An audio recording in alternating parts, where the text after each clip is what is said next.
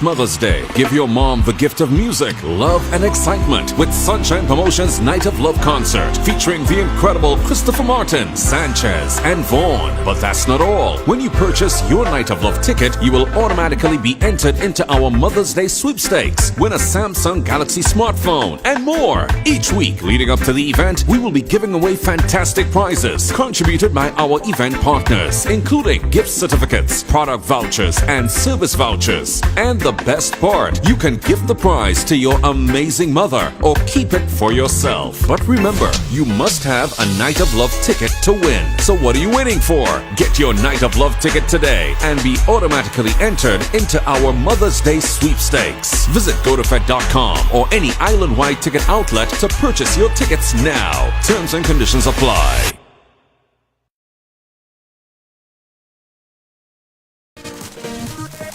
Hey, RideAlong family, welcome. You know how much I love Mondays, right? Welcome to the ride, one and all. Welcome to RideAlong. I am so happy it is Monday. Yes, I've been waiting for Monday since Sunday. Hey, how you doing, guys? How you guys doing? How you doing? How are you doing, my dear Veronica Sandy? Big up yourself. Big up yourself, Veronica, in the Shammy Spice. Good night, good night, good night. Everyone that's watching it in the watch party, big up yourself. Thank you so much. I see Don't Mix Me Up. Big up yourself as well. Deanne Fraser, how you doing? Big up yourself. Yes. Guys, listen, as you come in, since it's Monday, I want you guys to do this for me. I want you guys to go ahead and share the thing right now. Share the program. Put it on your page. But not only share and put it on your page. I want you to share some love. Press some love. Press some love. And when I stop getting distracted, I'm going to go over there and share it on a couple pages as well. I'm doing it right now. Bear with me. All you like the new RideAlong theme song music? This is the new RideAlong theme song music. So I'm going to play it while I go ahead and share the program on a few pages. All right? Share the thing.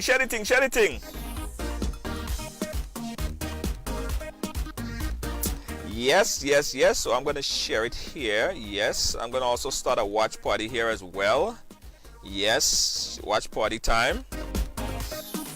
Guys, and also if you start a watch party, I want you to say watch party, alright? Say watch party. As soon as you start a watch party, I want you to say watch party. So I could big up everyone that's starting a watch party. Because, you know, when you start a watch party, all your friends could come to your watch party and watch it on your page, you know. Watch party is a wicked thing.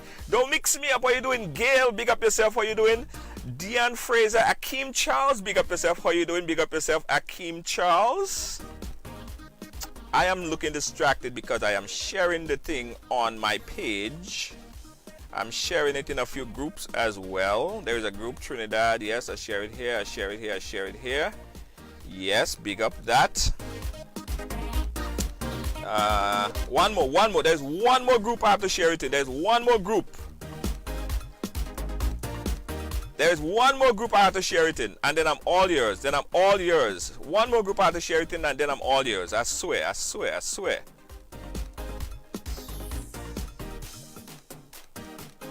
All right. Guys, welcome to the ride. Welcome to Monday. Big up yourself and everyone watching right now. Gail, I ain't seen you in a long time. Don't Mix Me Up. What you doing? Bernard Gilbert, big up yourself. Gail Charles, I see you. Deanne, I see you. Ian Baker, big up yourself. How you doing? Welcome to the ride. Who else do we have? Everybody that's watching it on Breaking News Trinidad and Tobago. Hello, the folks in Trinidad and Tobago. How you guys doing? Welcome to the ride. Thank you so much. Everybody in the watch group in Trinidad and Tobago, I want you guys to press love. Hey, Robbie Benjamin, thank you so much. I see Tallman Hayden, big up yourself. Thank you so much for watching it, and share it as well. Put it on somebody's page. Say hi. Let me go back in the RideAlong page and make sure everybody's there as well. There's so much people to big up, yeah? Hey, how you doing? Tamara Park. Park. Charles, big up yourself. Thank you so much. Everybody that's watching all over the world. Boy, I'm telling all you. Listen, this is the part of the show that we have It's called a love fest. It's called a love fest. So if you had a great weekend, I want you to press love, press love, press love, press love. If you didn't have so much of a good weekend, it was alright, it was okay, I want you to press the thumbs up. But you have to press something. Either you're pressing the love or you're pressing the thumbs up. So the question is, how was your weekend? How was your weekend? Was it great? Press the love. If you was alright, just press the thumbs up. How was your weekend, guys? Hey, big up yourself, big up yourself. Watch party, don't mix me up, watch party. Thank you, don't mix me up. Thank you, don't mix me up. Starting a watch party, big up yourself. Hey, Gail, Deanne Fraser, big up yourself. Okay, yes, your weekend was great. Your weekend was great. Lovely, lovely, lovely, lovely, lovely. Nice. Jasmine, big up yourself. Jasmine, Ash, how you doing? Phyllis, Hardy, big up yourself. Ah, boy, I'm telling all you, it's Monday and everybody in a love vibe. How about you? Not so good. Somebody said the weekend was not so good. Guys, I wish I could just snap a finger and just give everybody just happiness, make everybody happy and glad. You know what I mean? You should feel happy and glad because you're breathing. You have life. You know, you have family. You have a roof over your head. You know what I mean? You should be happy. You should be contented. You should be joyful like me. All right? All right. KM Wilson, big up yourself, big up yourself. Guys, today we have a very interesting program that I think that everybody needs to watch. Today's program, I think that we need to get the family around watching this program. Hence the reason why we promoted it this way, because I really want everybody to be engaged in this program. Guys, I want you guys to give my next guest.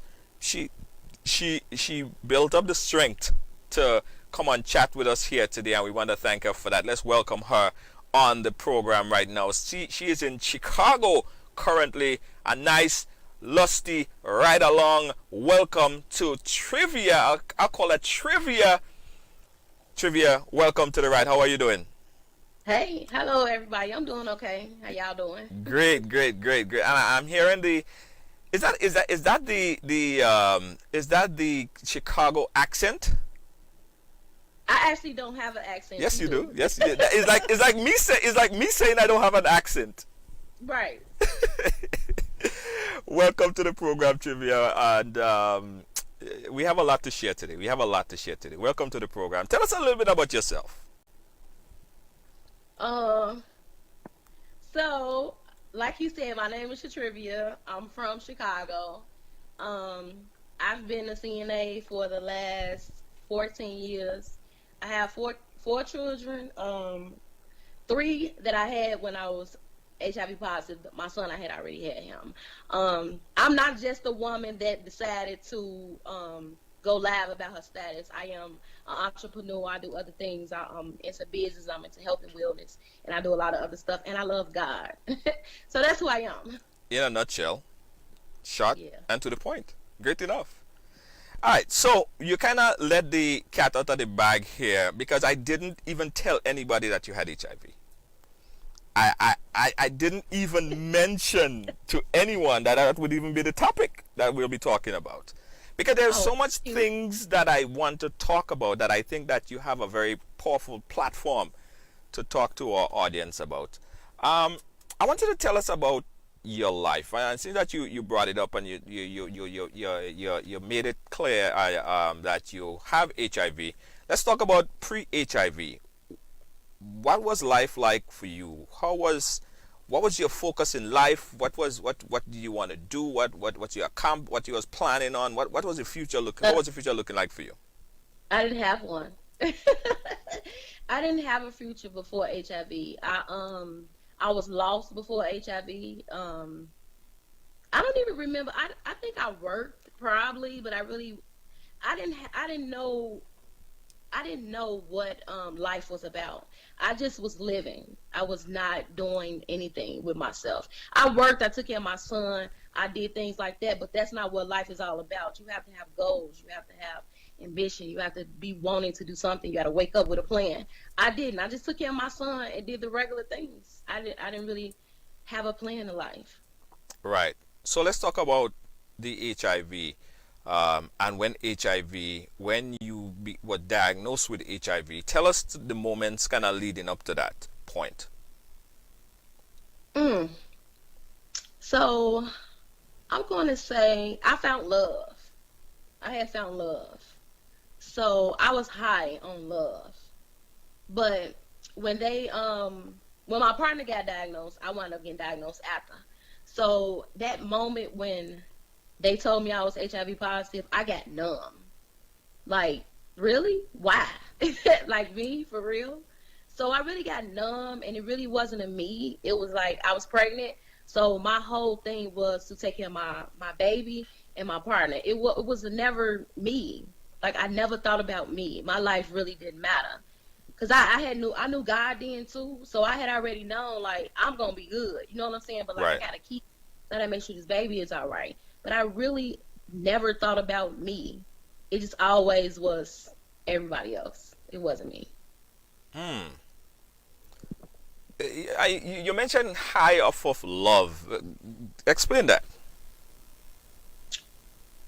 Growing up without a father Uh huh. and watching other people have a father and watching other people be in love, everybody want love. We sacrifice so much for love.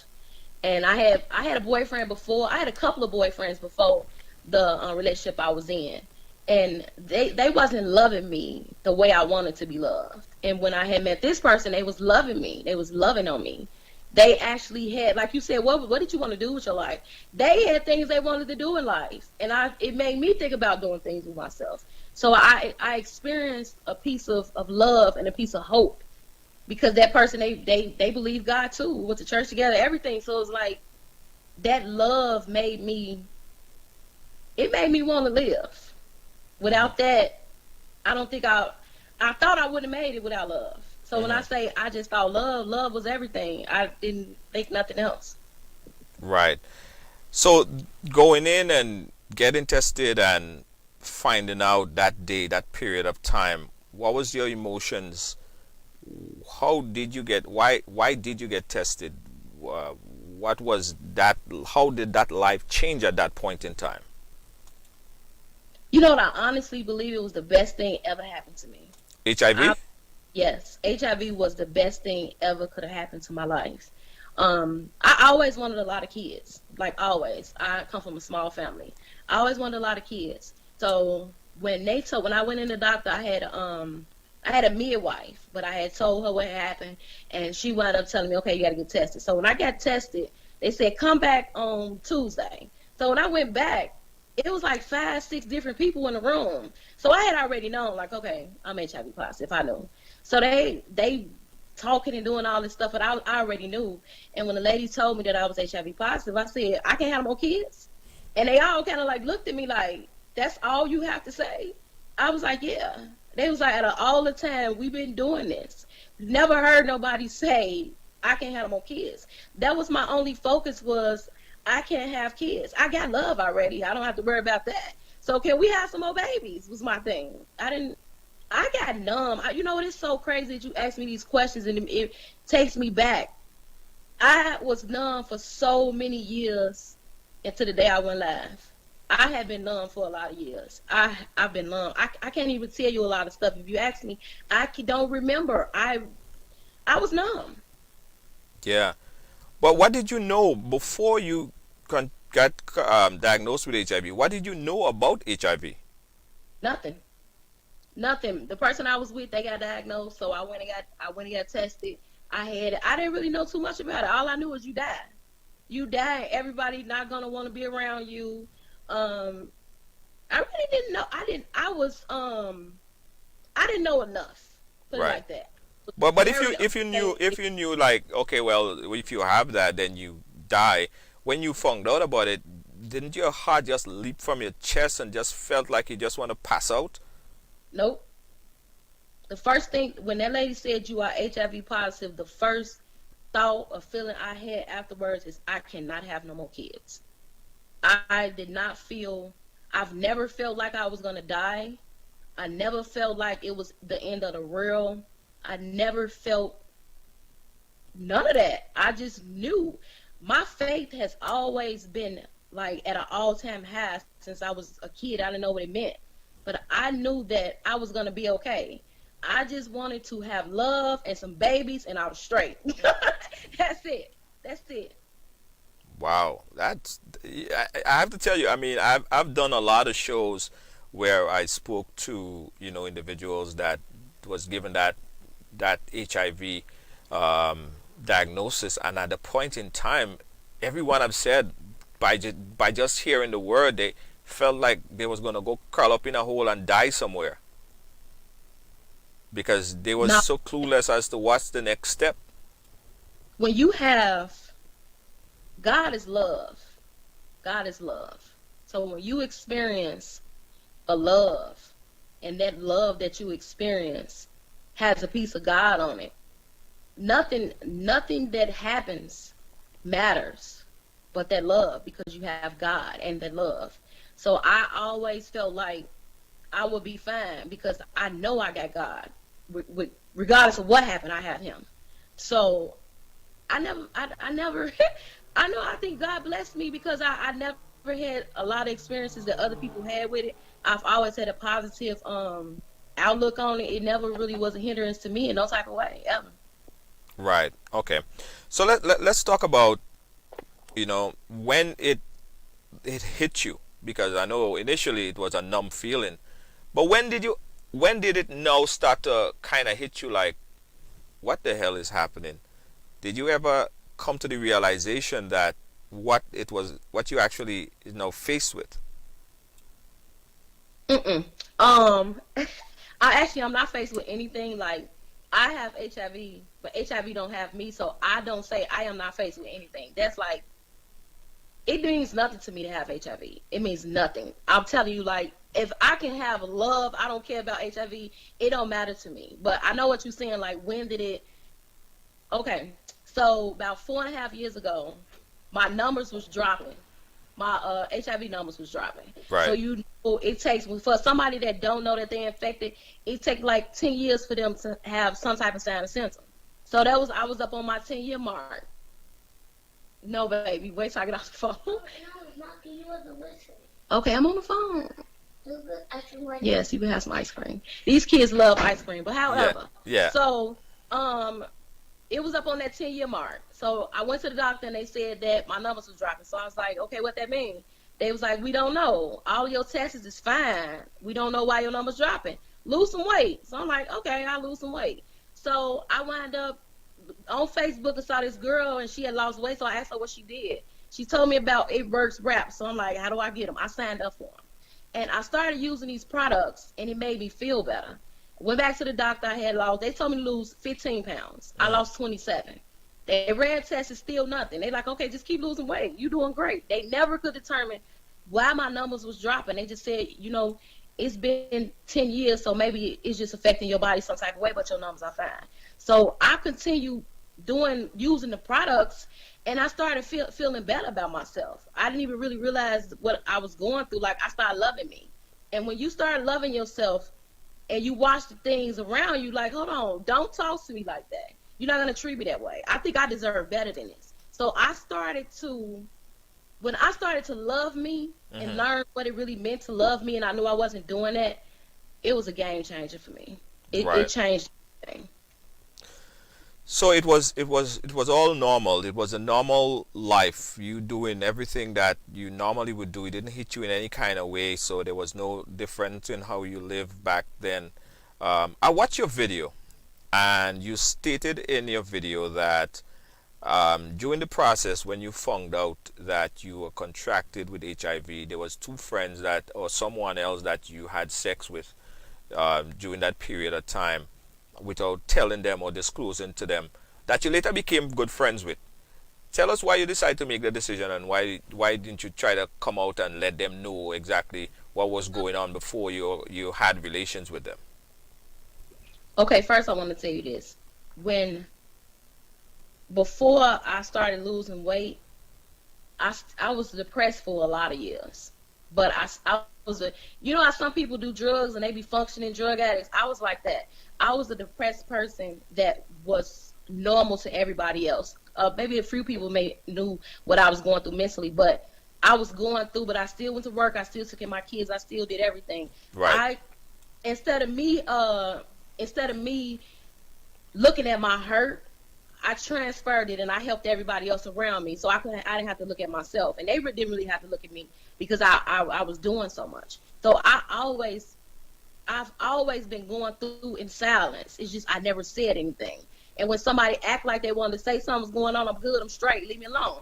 But to answer the question that you asked me, when they told me I was HIV positive, they took my normal from me. Right. And when I say normal is this is what normal used to be, because I feel totally different today. Right. Normal, the day before they told me I was HIV positive, I was normal. The day they told me that, it took normal away from me. Now I have to think different. I have to live different. I have to do all of these different things. So now I'm not normal. So when I was in a breakup, instead of me telling the person, if I would have told him, I would have felt abnormal because he would have looked at me some type of way. Now we got to use condoms now. Now we have to have this conversation. And I don't know about y'all, but I'm just speaking for myself and right. this my kind of my life. I wasn't using condoms before HIV. That's how I got infected. Right. So for me to go mess with somebody I'd have messed with prior before, of course we ain't using condoms again because we don't do that. So now if I had no, we ain't use no condom, let me tell you, no, that don't feel right. So I done that. Mm-hmm. Because I wanted to feel normal. So when I did it the first time, I told my doctor, she was like, you need to tell him that's not right. So I told him. Right. And I actually was ready for whatever. Like, I would have to go to jail, hell, however it would have went down. I was actually ready for it. And he was like, you know what, I'm mad at you, but I know you didn't do that to hurt me. And I'm like, what? And we kind of got cool. It was cool. And then I did it again. Told my doctor, she said, Shatrivia, one time is a mistake, twice is a choice. Right. You make a conscious decision to do that. So I went and told him, and I vowed to myself that I would never sleep with nobody else and not tell them. Because I see it this way.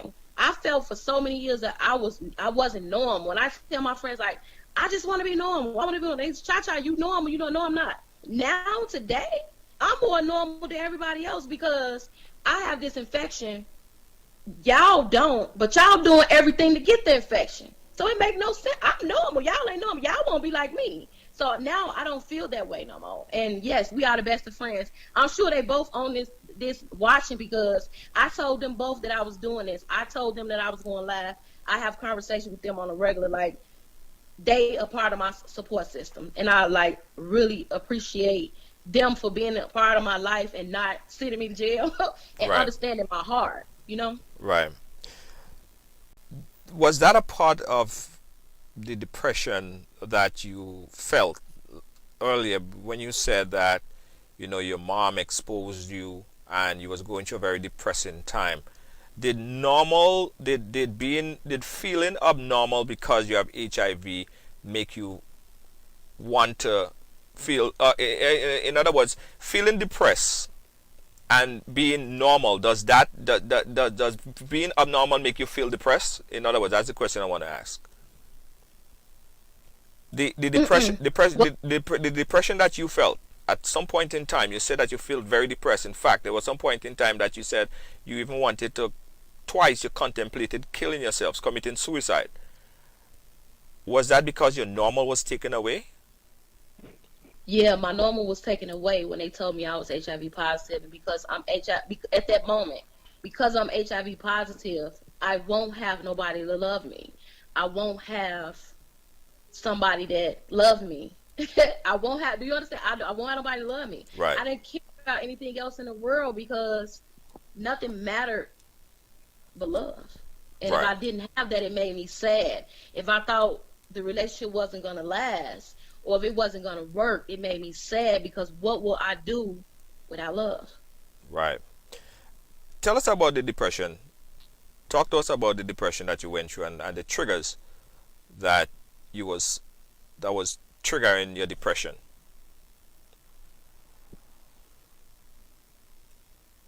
Feeling like nobody will love me. Feeling like everybody gonna feel some type of way about me. Like a lot of people knew what I was going through and everybody felt some type of way about it. That made me feel depressed because I felt like people had pity for me or like they felt sorry for me. That made me depressed. Looking at my kids made me depressed. I felt weak. That's one of the major things, feeling weak. Like I could not do anything made me feel depressed. People calling me crazy. You the crazy girl. You the crazy Christian girl.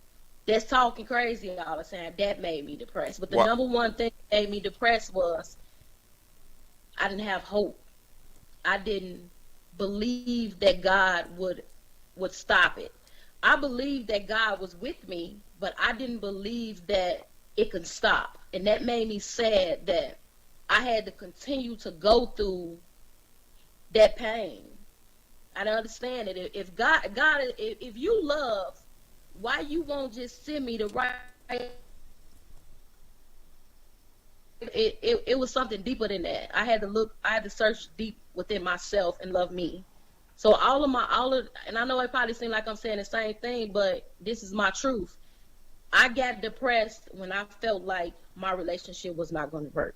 When I felt like I was not going to be a good mother. When I felt like I was not going to be a good person. And it started to be, then I started feeling sad because I can't be who I want to be. I want to go public and help people with HIV. I'm tired of people watching people sleeping with everybody, man, and doing all this stuff. I want to bring awareness. That started to make me depressed. It's like, it was so many different triggers happening. I didn't even realize until you just asked me that. Like, that's the one thing made me depressed. I've been wanting to write a book forever. I've been wanting to become an advocate forever.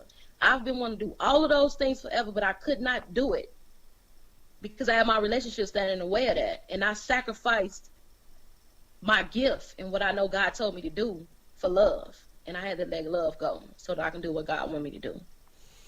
That hurt. Yeah. You know, guys, if you for the folks that's watching, I want you guys to do this for me right now. I didn't say it enough for the top, but or probably I did, but let me reiterate and say it a little bit more. I want everybody right now that's watching to share the program. If you're a part of a group, I want you to share it on a group as well. We're going to open up the phone lines and get your call and input on the topic. In addition, if you have a question, I want you to post it. I'm looking at your chat in the chat room right here. I want you to post it. I know you guys have a lot of questions that you may want to ask Trivia here. And, I want you guys to ask the question. I want you guys to be a part of this conversation right here. We're talking with Trivia. So go again. Share the program if you have not yet done so. You just came in. Chopper John, I see you. Charlotte Nurse, I see you as well. If you have not yet done it, I want you to go ahead right now and share the program. Put it on a page and also put it on a group that you might be associated with. We're talking again with Trivia. Now, Trivia, let's talk about the lowest point of your life. From what you could remember, when you recollect, what was the point that you felt the worst in all of this?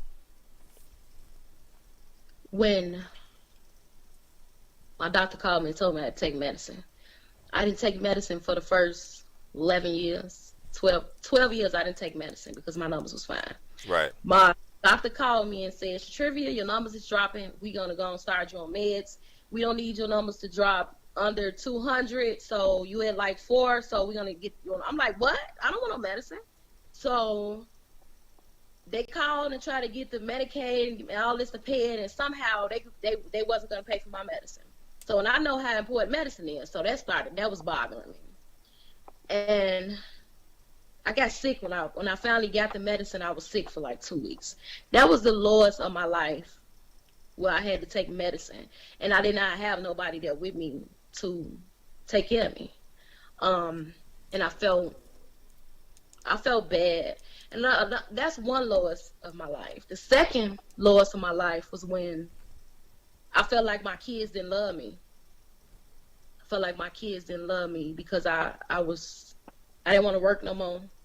I didn't want to get up. I didn't want to cook. I didn't want to do certain things because I was really low mentally, and I wasn't doing things that I should have did as a mother. Right. And I felt they didn't love me. And I actually tried to kill myself. It was crazy. It was crazy. I tried to kill myself. I'm like, they deserve better than me. Like, after that happened, I knew I had to do something. That was actually last year. I knew I had to do something. Hold on. Last year you tried to kill yourself? Yeah, that was last year. Wow.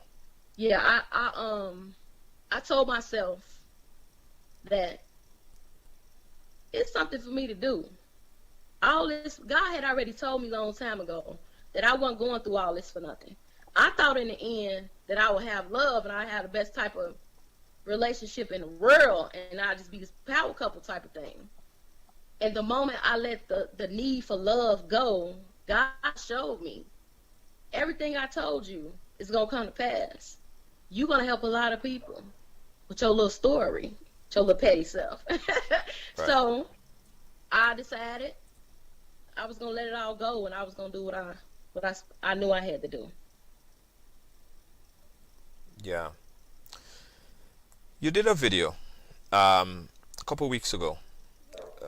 Shared all over the world. People watched it, where you detail a lot of very intimate information and stuff like that, which we're also going to tag and your video on the program as well. What brought you to that point of actually letting that information out, which for a long time, as you rightfully said, you was an advocate, but you never let it out.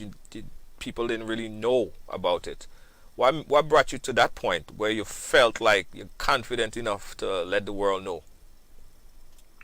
So, in April, I walked away from a really bad relationship, and I had realized that I was being abused.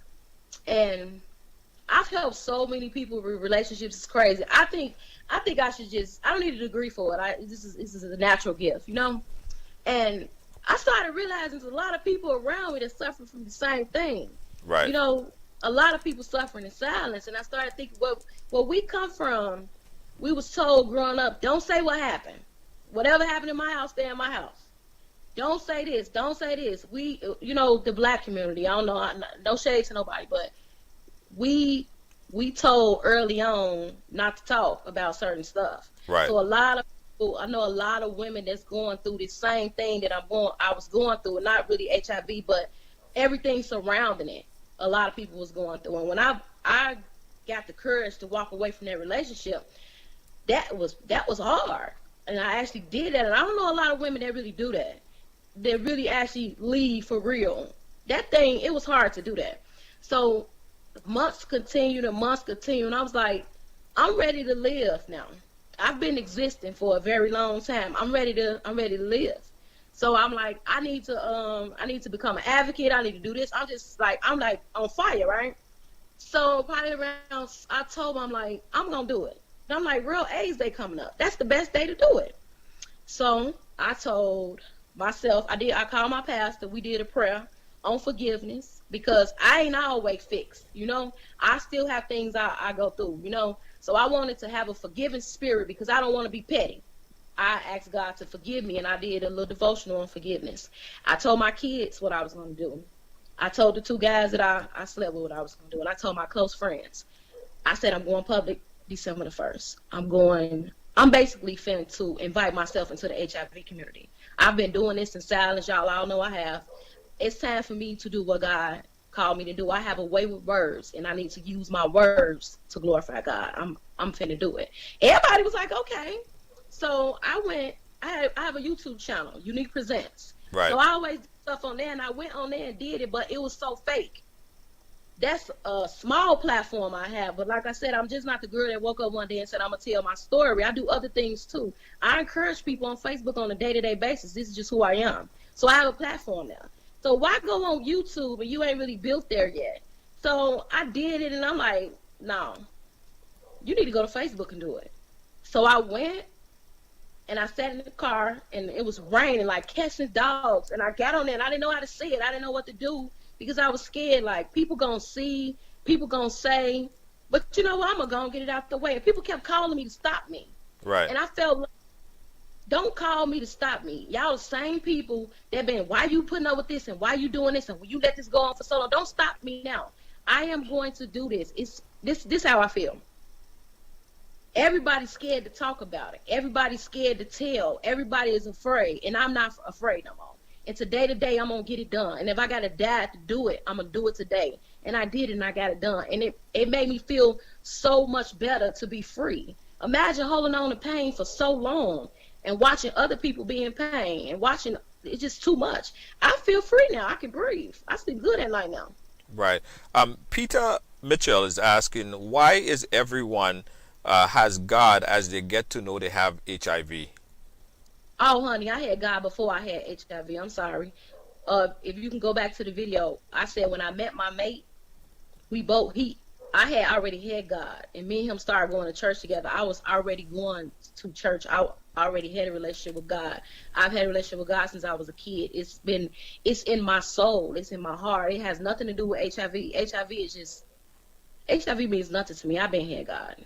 Right.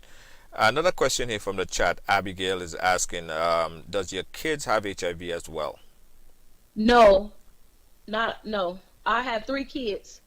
None of them have it. When I was pregnant with them, I had to take AZT. Right. And all my kids are negative.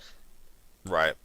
As it relates to the abuse that you were going through, what was the main reason that kept you there? I know a lot of women. We did a number of shows here on Ride Along where we have women that said, you know what, I know what was happening. I just couldn't leave because it was my financial support, or it was love, or there's so much different things that people may outline as to what keep them in an abusive relationship. What was yours? When you being abused is a mental thing. You allow somebody to get in your head. You allow them to get in your thoughts. And a lot of people be like, that can't happen to me. It happens to the best of us. You don't even know that it's happening. And before you know it, you're like, dang, I'm really going through this. I didn't leave because God told me not to. He said that one day it was all going to be okay. Mm-hmm. And I waited and I waited. That's one reason why I didn't leave. I wanted my kids to have a father. I didn't want my kids not to have a father. I wanted them to have their father in their life. I wanted them to wake up with their daddy. I wanted them to go to sleep with their daddy.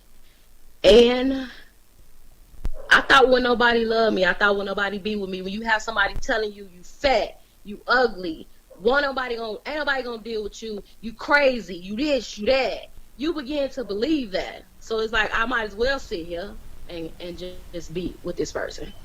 So that's the reasons why I stayed. Right. Guys, again, we want you guys to be a part of the conversation. Open up the phone line there. Deanne Fraser just pasted the phone number 718-701-5720. That's 718-701-5720. We're talking to Trivia, and she's basically telling us her story living with HIV from the first, being tested, life, just surviving. And another big factor that a lot of people probably don't know about the things that how they could protect themselves, which we're going to talk about later. And being HIV and living in 2019, there's so much different medications that people are taking and living normal lives. Are you subscribing to or taking those medication currently? Yes. I take one pill. I can't really pronounce the name of the medicine. It's Genvoya. Genvoya. I don't know. I can't pronounce the name of it. But I do take a pill. I take a pill once a day, and my numbers are fine. I'm undetected. I actually have always been undetected since I got infected. I really don't see the doctor a lot, like a lot of other people do. I see the doctor once a year. My doctor's appointment is probably like 5 minutes. So I don't think I got HIV. I don't know. I just think he had to tell me that. I don't know. No, explain that. Because I don't feel like I have HIV. I don't live like I have HIV.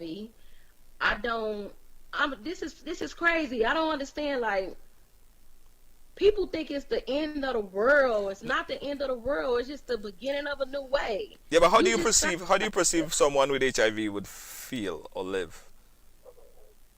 Wait, say that again. How do you perceive, like, when you say you don't feel like you have HIV, like what is in your mind, like how a HIV person would feel? Like sick every day? What's your template of somebody that with HIV? They feel like they're gonna die. They feel like ain't nobody gonna understand. They feel like ain't nobody gonna love them. They feel like people gonna look at them some type of way. They feel like, why me? They feel like, really, they feel like life is over. It's this is it. Like, why God allow this to happen to me? They feel like this is the end. It's like no hope. When you don't have no hope, it's hard to be happy. It's hard to maintain. And when you don't have hope, you just here. And I know that because when I went live, I had so many people in my inbox telling me that they HIV positive and they haven't told nobody.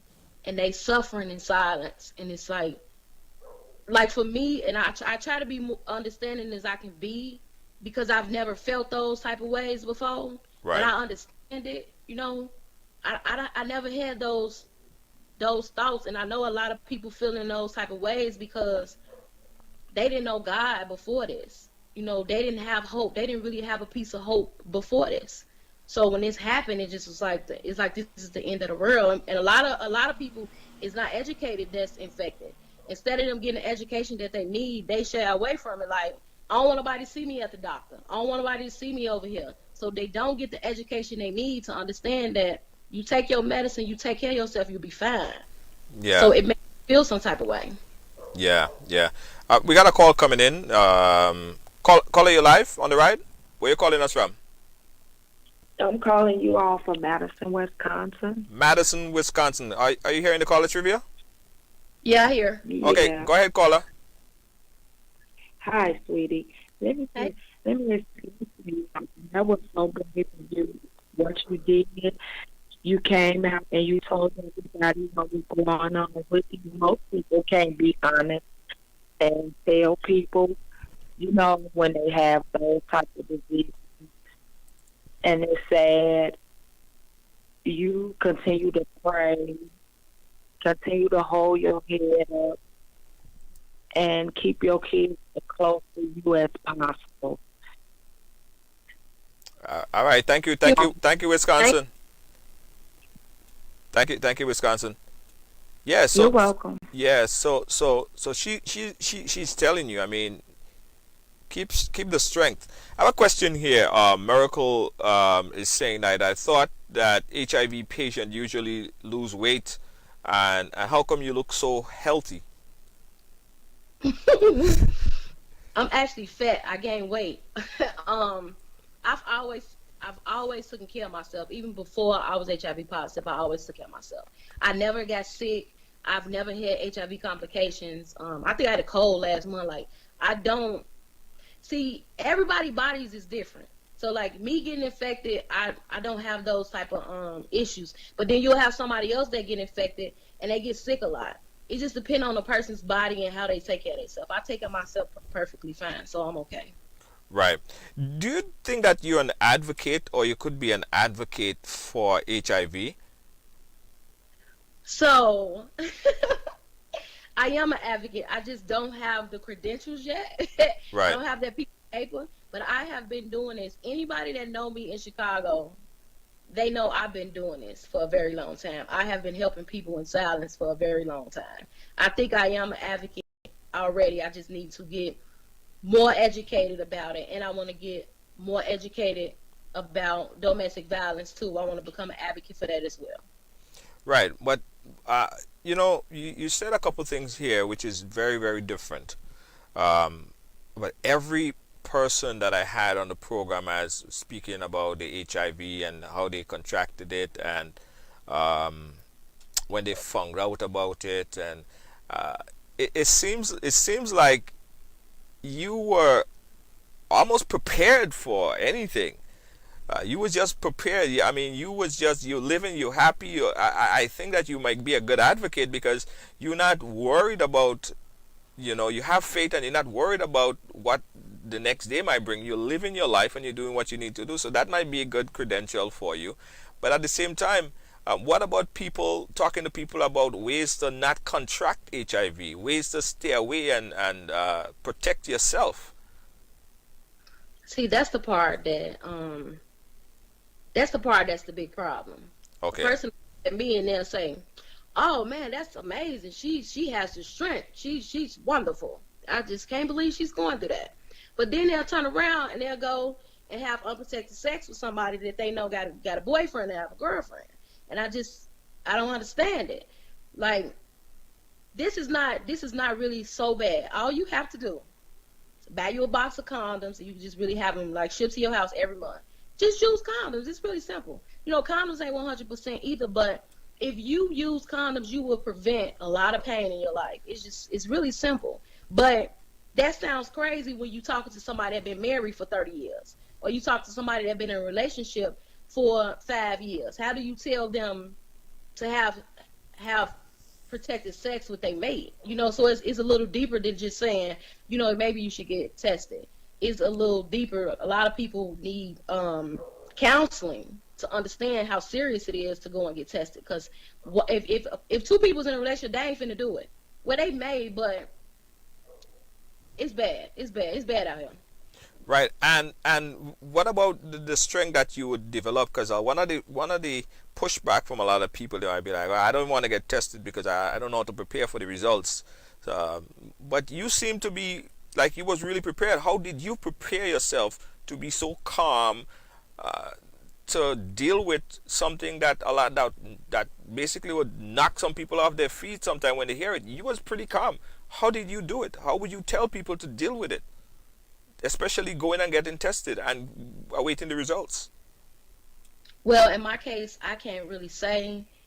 I was never prepared for it. I just, like I said, by faith, I knew I was going to be fine. But when I used to talk to people that was newly diagnosed in the hospital, but I would tell somebody, you would rather want to know than not know. I understand not wanting to know, but not knowing and you sleeping around, you can possibly infect somebody else, and you can be 5 years and you done infected a couple of people. But if you find out, you can take your medicine, you see the doctor, you be fine. It's like, I don't know, maybe I'm sounding insensitive, but I'm really trying not to, because it's really not that bad. Like, you just find out, you just want to find out for your sake, for your kids' sake, just for everybody, because if you wait forever to find out, when you find out, it's going to be bad. It's going to be bad when you find out. If you don't wait years and years, it's just best to you want to know than not know, bottom line. Right. They say hindsight is always 20/20, and when you look back, you can see things as clear as day, as the things that you should have done or could have done or should have never done.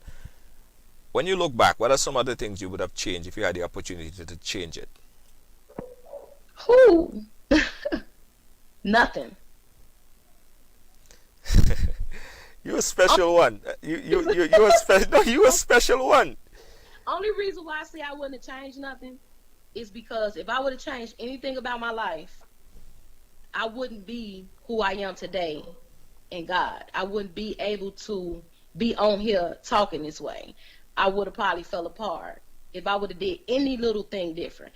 Because I feel like because I got HIV, it helped me become better. I would have got it anyway, because I still want using condoms. It was the best thing happened to my life. I've become smarter. Smarter, is that a word? I've become more smarter. I'm more wiser, and spiritually, I'm spiritually smarter too. That wouldn't have happened if I would have changed anything. This was meant, like I said on my live, I am an assignment. This happened to me because I'm the perfect person for the assignment. I would change nothing. I'm glad I am HIV positive. I wouldn't see it no other way. Very, very interesting stuff. Peter is saying, understand what she's saying. Can't trust anyone, male or female, who think they don't have it. Uniquely Franklin is saying, so true. That's why I get tested every year. Keep the comments coming, guys. Keep the calls coming in as well. 718-701-5720. We're talking to Trivia. She said it here. She's happy. She feels she's on an assignment, and her assignment is to share the news with people, and that's what she wants to do. That's why she went on a live. That's why she's here, to build the strength in people.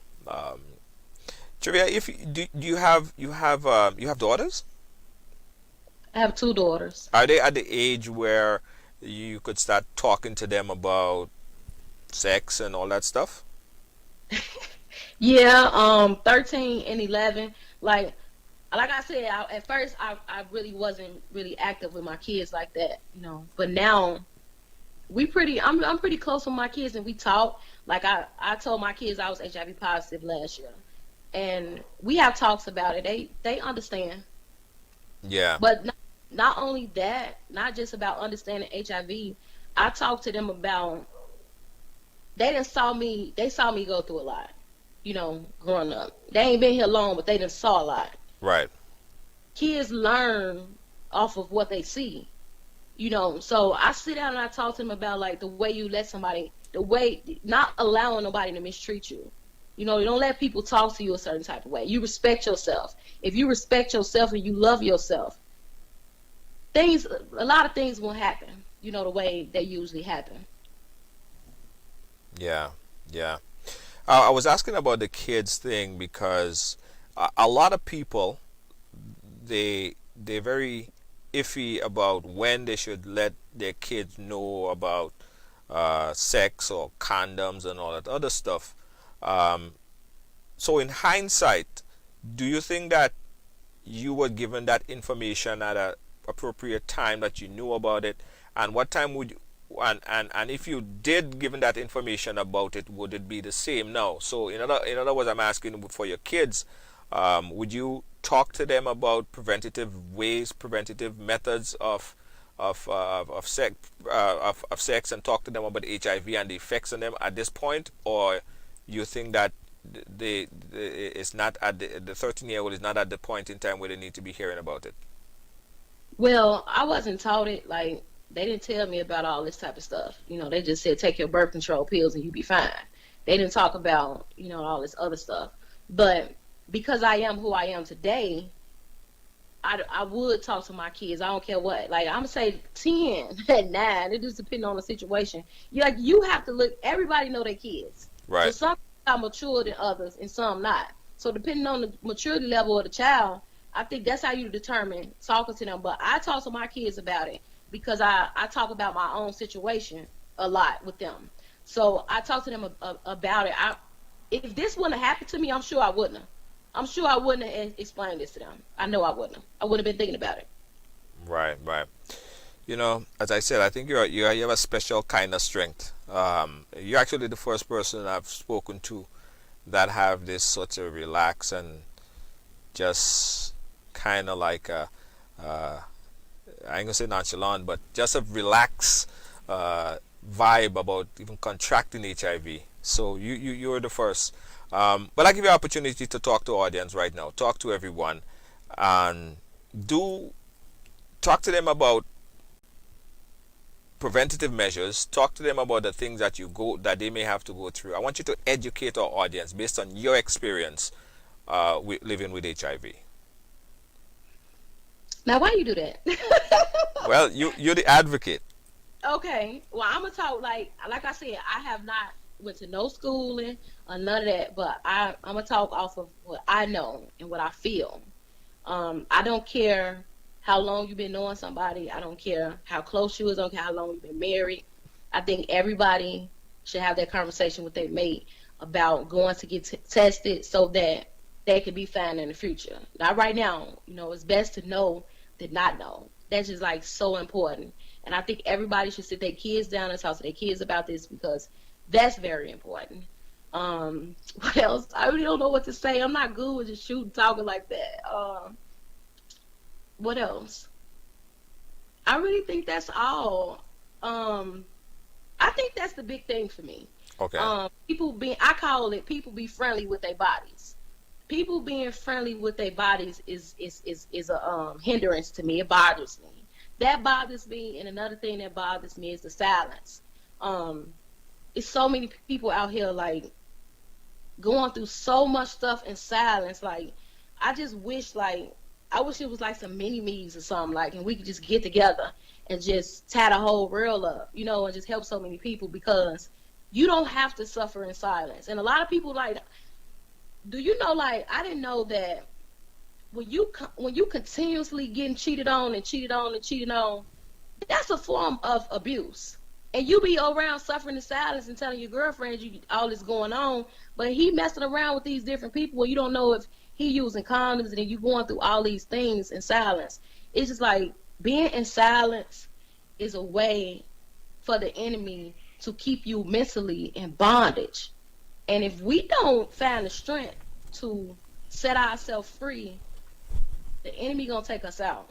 That's just how I feel. But that's pretty much it. This is silence and just having conversations about, your status. Right.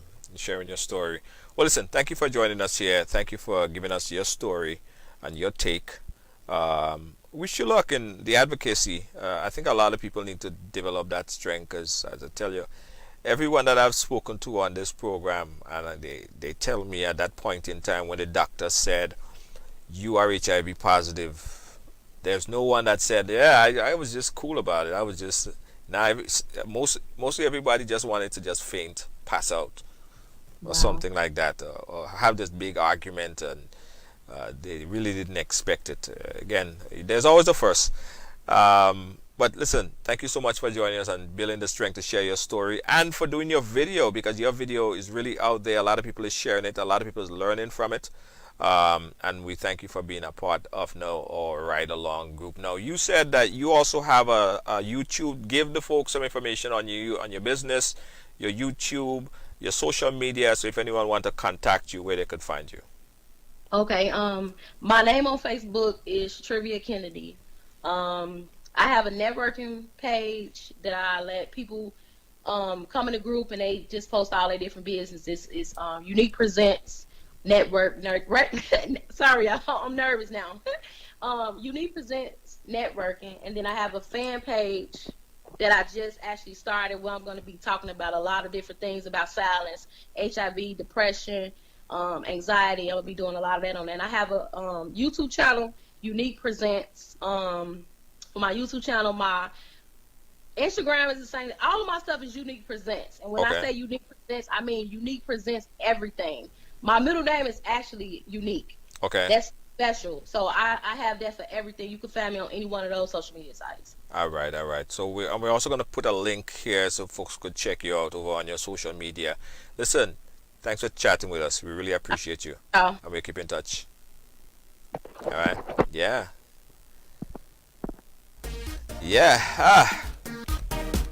Let me tell you, the first person I've spoken to that, boy, they took that news really easy. A lot of people would faint and pass out. Anyway, guys, listen, we're gonna keep sharing the her link, her information here. Very important story, and I believe she said something about a book. I'll find out if she is seriously going to do a book or has a book in the near future. But definitely someone that you need to follow, and anyone that has that they have questions, want to find out about how she deals with certain stuff, contact her. We'll share the information here. Also, Sharon Jones is also a very good source. Nunu is also a very good source of stuff like PrEP and medication. Once you found out that you have, well, before if you're having unprotected sex, there is this PrEP that is out there that you could take. We're going to put a link to that as well. A lot of HIV information, but at the same time, guys, we urge you to be safe. If you're having sex, unprotected sex, use a condom. All right? A lot of information. Miracle, thank you so much. Deanne Fraser. See, George Grant, how you doing? Everyone that Nisha, how you doing? Big up yourself, everyone. Thank you, guys. Listen, tomorrow we have a very interesting program lined up, and for the rest of the week, on Thursday we have Sasha, and on Wednesday we have a special for you. The NLA is giving you more chances to multiply your Playway winnings by adding Multi-X to your regular Playway bets to win up to 5 times more. Imagine winning as much as $1,200 instead of $240 with a $10 Playway bet by simply adding Multi-X. Place your Playway bets from $1 to $10 or in increments on your favorite Playway symbols or numbers. Then add add the multi-X option at the same value to win 2 times, 3 times, 5 times more, or free plays. With multi-X, you must bet the same amount wagered on your regular playway bets for your winnings to be multiplied. Grenadians, value your dreams and win your way as much as 5 times more with multi-X added to playway and watch your money grow. Must be 18 years or older to play. NLA, making your dreams come true. The best time I have for Spice Mask is plain mask with amazing colors. I love amazing colors. Always spectacular. Always amazing.